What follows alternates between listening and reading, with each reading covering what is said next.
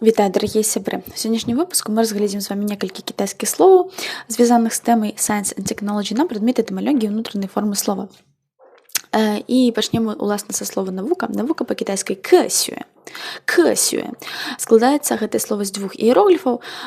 Першая частка к абазначае напрамак, адгалінаванне, сферу дзейнасці, і другі іерогліф сюэ абазначае вучыцца, вучыць, навучацца, даследаваць.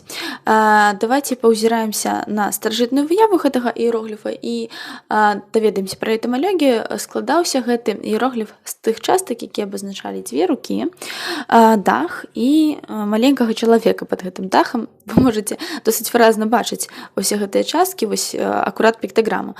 То бок, нібыта настаўнік дзвюма рукамі зверху так перадае вучню веды. Гэта моя інтэрпрэтацыя, можаце напісаць сваю інтэрпрэтацыю ў каментарах. Ідзем далей. Наступнае слова нашае цішу.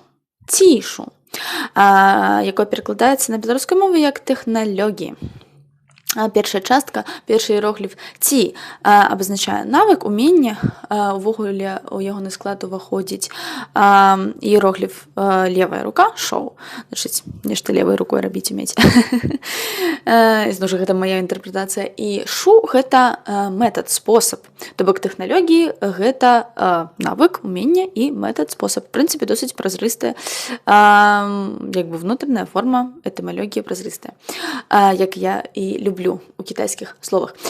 І апошняе слово на сёння гэта слово, якое перакладаецца як нейрасетка, гэта шэнцінванло. Шэнцінванло. Значыць, шэн, першая частка, гэта боскі, незвычайны, неймаверны. Паўзірайце, калі ласка, як прыгожа выглядае старажытная выява гэтага іерогліфа.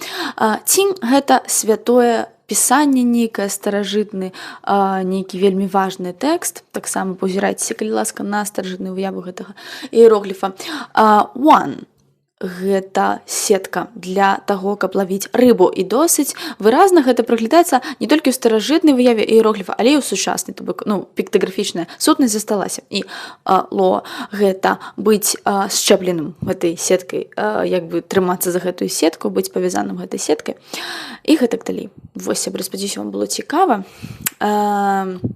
Пішыце, што вы думаеце наконт гэтых слоў і этымалогіі, і мы з вамі працягнем у наступных відэа.